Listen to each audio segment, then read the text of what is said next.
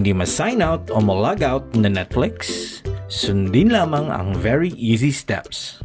Gamit ang iyong remote control, pindutin ang navigation keys ayon sa pagkasunod-sunod. Pindutin ang up, up, down, down, left, right, left, right, up, up, up, up. Pag lumabas ang list of options sa pinakadulo, press sign out. Pagkatapos, pindutin ang yes. Kapag nakabalik na ito sa get started at sign in option, pindutin ang sign in. Take a picture of the 8-digit sign-in code at isend ito sa amin.